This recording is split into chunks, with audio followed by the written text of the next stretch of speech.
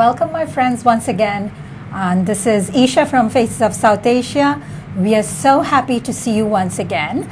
And thank you for all the feedbacks that we received from here in Massachusetts, in Quincy, as well as globally.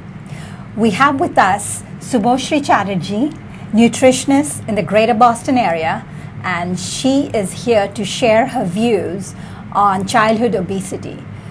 This is a great cause, and Soph and me thought that we would have Subhoshri share her views with us as well as all of you. Thank you, Esha, and thank you, Sophie, for having me here once again. So I would like to talk about childhood obesity today so that we can, benefit our society by promoting the awareness of childhood obesity. Thank you. Though Subhoshri is in greater Boston area, she does serve the South Asian community as well as all the immigrant communities and mainstream America. And we have a huge issue on childhood obesity globally. So what is obesity, Subhoshri? In general, obesity is a condition when you are consuming more calories and you are burning up less calories. That means your input and output, when it's not equal, you are putting on weight, you are storing more calories as fat in your body, and as a result, we are becoming obese. Okay, and childhood obesity is a serious medical condition in today's world. So it's the right time to be aware of the causes and how we can prevent it, So if we discuss it in details, I hope it will benefit our society. That's so nice. It's wonderful. And how do you determine that my child is obese, or how do I know that what's going on with the weight of my child? Childhood obesity has more than doubled in children in the past 30 years. So the best way or the best person who can determine that your child is obese is the doctor of your child, the pediatrician. The thing is that usually when a child's weight is well above the standard weight, comparing with her age and height, we can determine that whether the child is obese or overweight. So there are different percentiles. Like if the child is less than 5th percentile, she's underweight. When the child is within 5 and 85 percentile, we can say she's in the normal weight range. But when the child is 85 or above, when her percentile is, we can say that child is a little overweight. And when it is more than 95th percentile or equal to, we call it obesity. So that's the way we usually determine whether a child is obese or overweight. You see in countries like Middle East, South Asia, Latin America, and of course here in America also. But most of the other countries think that, we need to feed our children more. And we don't if you have a plumpy little child, it looks like, how cute he is. Nice. Yes. I mean, I remember people feeding butter to the children, Yes. rice and butter. Yes. Exactly. Because it was a good stuff. And Right. it's like half and half milk and whatnot. And cream. Because we have this idea that kids in all our countries, if you feed them well. But now I know as a nutritionist that you would be able to shed light that doing that is not a great idea. Is that correct? The thing is that when a child is small, she needs proper nutrition. She can have whatever is necessary, to grow up, because that's a growing phase. But when a child is at the age of 5 or 6, obesity starts from that age. So we have to be a little careful when we are feeding our child at that age, because we need to promote a healthy lifestyle so that all the parents know what to eat and how to feed their child. So is it true though, when a child is obese when they're younger, that you become obese also when you're an adult, or it's more likely because you have the fat cells at that time? Yes. Right. Yeah, there are different factors. We will discuss about all those factors today. So yes, there is a chance that if a child is obese in her childhood, there is a chance that she can continue to be obese in her adulthood. So there are different factors, like if the parents are obese, then there is the probability, the chances are more for the child that he or she can become, be obese. If one parent is obese, then the chance is 50%, but if both the parents are obese, then the chance is 80% for that child. So this That's is, a lot. exactly. And is there any risk factor? Definitely there are risk factors. I mean, there are different factors which are associated with this overweight or become obese. One is the genetic thing which we just discussed, and another one is diet. If we don't know what to eat, how to eat, ultimately we can put on more weight, our child can become obese. So if we know what to eat and how to eat, we have so many resources. If we feed our child according to my plate way, the my plate way is half of your plate should be fruits and vegetables, and 1/4 of your plate should be grain, like your rice, pasta, your tortilla, your roti, your bread, and another quarter should be your protein, that is your meat, fish, poultries. So that would be my plate, and a serving of milk and milk products like yogurt, cheese, all those stuff.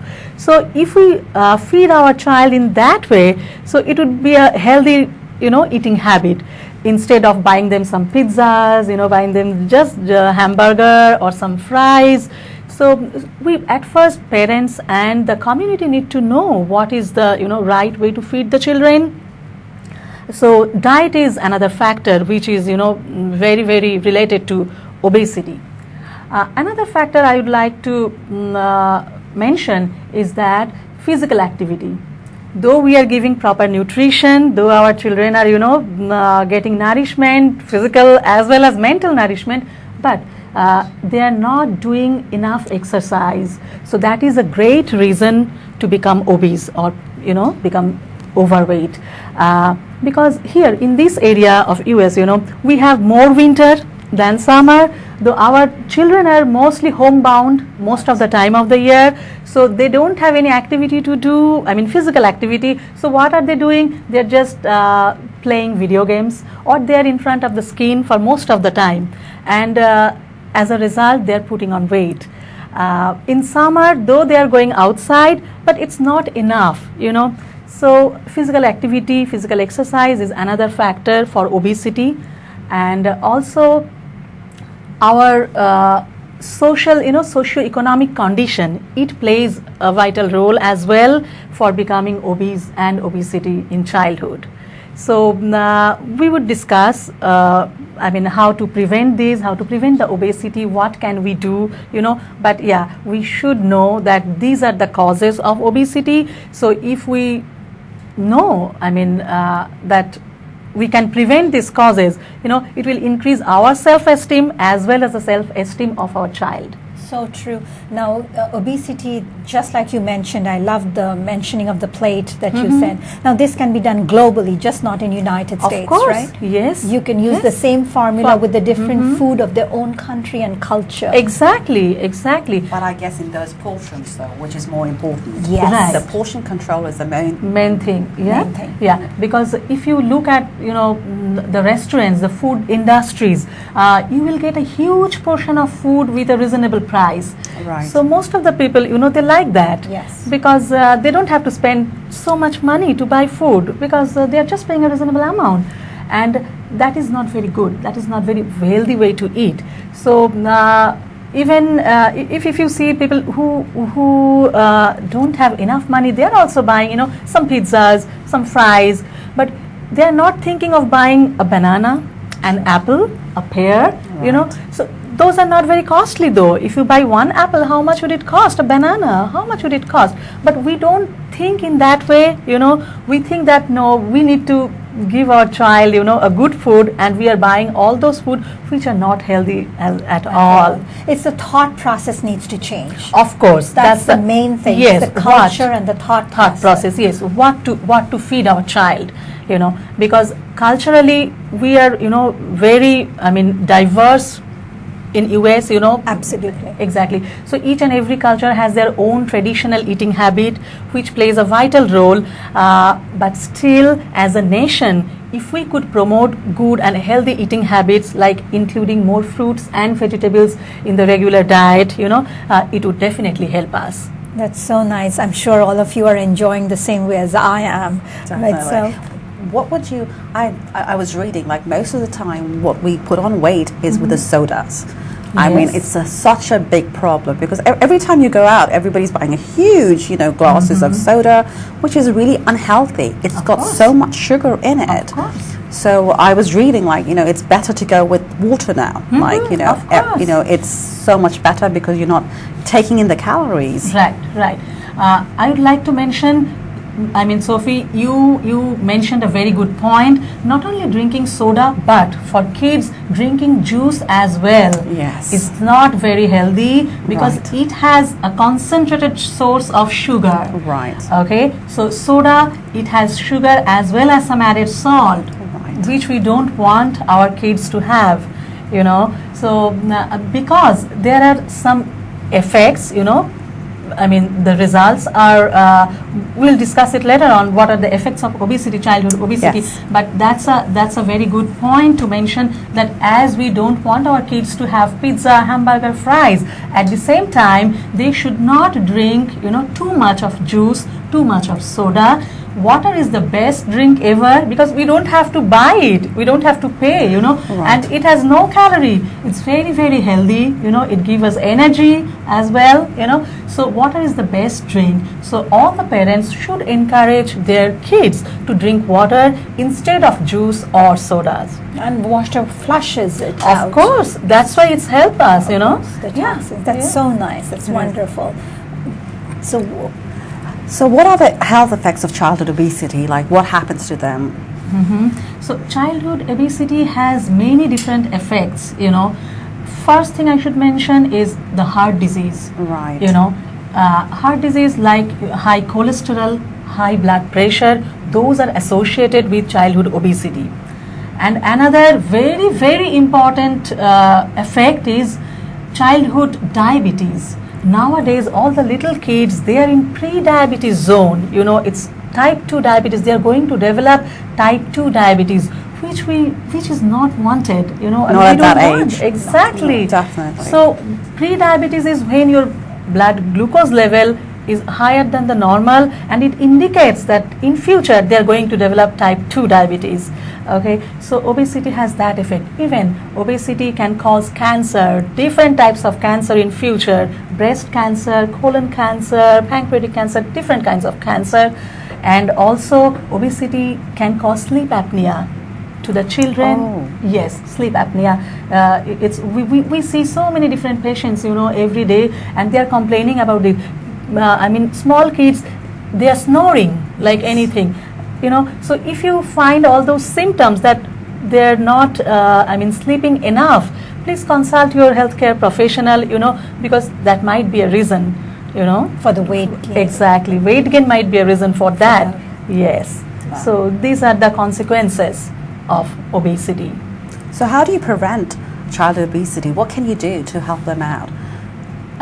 We have different ways, we have different resources. The first thing is that we need to promote that we can prevent obesity. If I go one by one, if I could mention the points, like diet. Yes. Diet comes first, as I am from dietetic background. Yes. So I'd like to talk about diet. As I mentioned, if we eat like my plate way, as I told you, that half of your plate should be fruits and vegetables for each and every meal, and 1/4 of your plate should be grain, like rice, like bread, like roti, tortilla, pasta, all this stuff. And another 1/4 of your plate should be your protein, your meat, fish, poultry, tofu, all this stuff, and a serving of milk or milk product like yogurt, cheese, cottage cheese, all this stuff. So how much, like for milk products, how much would a child get? I guess a child would take more milk than what adults would take, or is that so? Or Yes, they can definitely take more milk, but I am talking about the plate method. When a child is eating, I mean at that time, for that meal, at least one glass of milk is required. So it counts, I mean, maybe 3 times if he's eating 3 meals, maybe 3 times he's drinking, milk, or he's taking 3 milk products. So because childhood is a time when our bones are growing, our teeth, so we need more calcium, and milk is a great source of calcium. So milk and milk products should be encouraged, but make sure that the milk is not too much, I mean it doesn't have too much fat, so either 1% or fat free, that would be ideal, but 1% or 2% would be good for a child who is growing up. Right. Okay. Here in the West, we have the 1%, 2% and the whole milk. Yes. The rest of the part of East, we don't have that. We hardly get the fat in the milk. Exactly. But it's very important. We have noticed that our girls do not drink enough calcium, enough milk to get calcium. So in the longer run, we've noticed that they go through menopause, and the breaking of bones, osteoporosis and all of that hits them in the East, in the Middle East, in the Far East, in South Asia. So for you, I think you probably, with your background, you must definitely say that it's a staple food for all children, especially girls, since they give birth, they nurture youngsters to have a glass of milk with every meal. It's especially important because I was reading, like by the age of 18, the girl has, for a boy it's 20, but for a girl it's 18, where you develop all your bone mass for the rest of your life. Yes. So it's so important as a child to make sure that they gain the most calcium, the most nutritions, a healthy nutritions at that younger age. Because we think when you do it older, it really doesn't help that much, See, unless you're exercising. Exactly, and that's the reason we have nutritionists. Like, I'm sure Subhoshri was raised in India, but this awareness is not as strong in those countries as she is practicing here in the greater Boston area. And she can really communicate with the entire population, not just South Asia, because she understands that it's not, you're not aware that when a girl child goes through puberty, and then, as you mentioned, 18 years, she doesn't have enough calcium in her system. She doesn't have enough vitamins in her system. So she needs to have this staple food all over so that she can grow up and be a young woman, healthy woman. So I would admit it because it is a global problem. Yes. Okay. It's not applicable for other countries or US. It's a global problem. And also, I'd like to come back to the obesity. Children who are obese, they also have the higher risk of having osteoarthritis, different bone problems. So obesity is also related for that. And of course, the calcium source of calcium is not only milk. Milk is the best source, but we have different other sources of calcium as well. So for other countries, who cannot drink that much of milk, who cannot afford that, we have other different sources of calcium. We can definitely talk about calcium in our following episodes. Oh, love to. Okay, but I would like to highlight that obesity is all over the world today. Even all those the countries which we used to know as third world country, even obesity is there today. So we need to promote the awareness so that people know that why are we becoming obese. Though we have everything, all good foods, the resources, everything we have, but still we cannot prevent it. Why? So if people know that how to prevent this obesity, definitely our next generation will be healthy. Absolutely. And you know what, here in United States, everybody points out to United States and says, oh, that's the country where you have all the obese people. But in reality, if you see that it's worldwide and all over the world, we are suffering from obesity. The reason is all those diseases you just mentioned, and I'm sure cardiac disease is also involved. And why is it that all of those countries, diabetes is very high in our South Asian region? Right. This is all because our food, our culture, our approach is not right. And this is one of the reasons I thought Subhoshri would be the right person to speak about this issue, because she comes from this diverse background who is serving United States. So she can picture what the whole world needs at the moment. So when a patient walks in through the doors, she knows the culture and she can treat it. It's like you suddenly have malaria here. You don't know what to do. Exactly. The doctors are going to go crazy. Oh, we've got malaria. But if you look at Africa, if you look at South Asia, we have malaria all the time and we treat them. So this is, I really am so honored to have you, to be coming to the show. Esha, I would like to mention one more thing, that though diet plays a vital role, but not only diet, physical exercise is another big point. Nationwide, Southeast Asia, the countries of Southeast Asia, they are not very active, physical exercise wise. So if we could promote good diet, good eating habit, not only good eating habit, but good lifestyle changes, where we can include that the physical routine exercise for everybody every day, it would help. What we do when, even here also, anywhere in the country, if there is a birthday of your child, nowadays we are buying an iPad or a video games, all those stuff, the electronic things. But did we ever think of buying a bike or a scooty?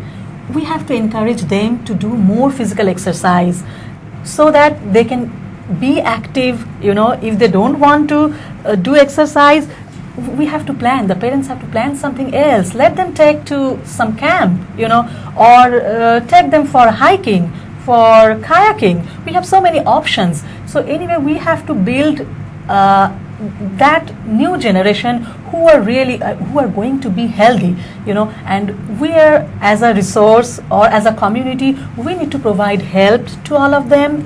So I think obesity depends on all these factors. Diet, suddenly I remember a nice story. I would like to mention it. One mom, she's my patient. Her child is my patient. So when she came to see me, she mentioned a nice incident, and I really enjoyed it. I would like to share it with all of you. The mom knows what is healthy eating habit. So she wants a child to have more fruits and vegetables, and she packs her child's lunch every day. She puts enough fruits, enough vegetables, because I already told her that you need to have half of your plate fruits and vegetables. But her child, she doesn't like to eat fruits and vegetables. Okay, so what was happening for a couple of months? Mom was sending her the lunch pack, and when the child was coming back from school, she was just eating the toast or the breads, and the fruits and vegetables was coming back every day. So then her mom asked, why didn't you eat that? The child says, I don't like to eat fruits and vegetables. Mom said, okay. So the mom tricked. What did mom do? From next day, mom, instead of giving her a whole sandwich, she made it half and she put it in her box. Child took it, and when she came back from school, the same sin, she ate half of the sandwich, but she didn't eat the vegetables or fruits. The mom asked her, are you hungry? The child said, no, I am not hungry, I am full. I don't need anything, mom, I am fine. So mom said, what is going on? Why she's full? Because she reduced the amount of food, Right. Instead of sending one whole sandwich, she gave her half, and still the child is not hungry, she doesn't want to eat. So then at night, when the child was at the dinner table, she asked her, what is happening? Could you please tell me, be honest, what's the matter? She said, Mom, I can tell you, but you need to, you cannot punish me. Mom said, no, okay, fine, tell me. So the child said, you know what, I buy food every day from my school canteen. So usually the kids, they have the card, for lunch card to Right. use at their school cafeteria. So that kid, she was fooling her mom by buying her lunch every day. Though she was eating the toast because she liked carbohydrate, that's why she was eating that. But she was buying chips, She was buying jello, she was buying ice cream, she was buying cookies. So all those, because those are available, you know. And the mom, she doesn't know what is happening behind the scene. She is thinking, oh, I'm packing healthy lunch, but though she's not eating, but she's putting on weight. What's the reason behind this? So every parents, you know, should keep their eyes open that what is happening behind the scene, you know. And I found it very interesting. That's why, you know. But then how do you change that? How do you change? Because I know in my child, he doesn't like fruits or vegetables. Even now at this age, he doesn't like it. So how do you make them, you know, like kind of convert to eat like healthy stuff? Yeah. In most of the cases, the child doesn't like a particular fruits or vegetables, or the way we are presenting the fruits and vegetables to them. Okay. Maybe, I mean, you can try, like, these are some small tips, like you can use a different plate, different spoon, which are more attractive. Instead of, you know, giving them whole fruits, you can make some, you know, changes, like you can puree them, you can make a smoothie with the fruits, you know, little change. And it should not be monotonous every day, so you have to keep changing it, you know. Like today you offered her some peach, tomorrow maybe she will not like that yellow stuff, you need to give her strawberry. The color, you know, it should be appealing. Any food, even for us also, whatever we eat every day, we don't want to eat the same stuff when we go outside. We need some change, and that's why we go to restaurants, you know, because of the presentation, because of the appeal of the food. Same here. I guess you get bored. Exactly. Boredom is the it's the worst. So we have to, you know, find some ways to make them, you know, like it, like the food. You know, sometimes we have to attract them. Some kids, they like ice cream. So why don't we give them one scoop of ice cream and at the top some fruits? Right. Hopefully they will eat. The very first day, maybe they will not eat. But slowly, we have to introduce each and every fruits and vegetables very slowly. You know, once, you know, I mean, one piece at a time. Then maybe next week, 2-3 more slices. So in this way, if we proceed slowly, we will definitely see the change in the child. You know something, you just mentioned that this child was going to school and was buying lunch. It's hilarious. But at the same time, the school system should also promote healthy, because we can promote the culture, we can make aware. But you have to remember, here in United States, there are so many children who do not walk into a nutritionist's office. Exactly. It's probably someone's parent, you said, who was aware of the situation, walked in. So as a service to society or to the next generation, the school system, the public school system and all the school systems should come up with a better lunch plan. Choices. Healthy plan. Choices. Exactly. Just to let you know that our school systems are struggling with that. They have made a huge change, and right now they're serving very healthy lunch to all the kids. But when a kid is buying a whole plate, he's getting all the food items, you know, fruits, vegetables, grain, everything. But when the kid is eating some of the foods from home and some they are buying, their tendency to buy all those, you know, junk foods so that they can satisfy themselves, you know. In that case, it's hard for, you know, both. But if we want our kids to buy, so let them buy some days, you know. Don't push them to bring food from home every day. Sometimes let them buy from school so that they can get the whole plate. In that way, I think we can monitor, and also parents can, you know, look at how much the kid is spending and what are they buying. So I think, Esha and Sophie, it was a very nice topic you have brought up in front of our community. And not only us as a community, all of us as a whole. I mean, the medical professionals, the school system, the entertainment industries, food and beverage, you know, industry, everybody, all of us together, if we could promote the healthy eating, healthy lifestyle change, then only we can prevent childhood obesity and our community will be benefited. Thank you so much once again to join Soph and me on Faces of South Asia, and thank you, Subhoshri, for appearing on this show and helping us understand childhood obesity. Hopefully we will see her again and learn more about childhood obesity. See you again next time. Thank you, Esha. Thank you, Sophie. See you. Bye.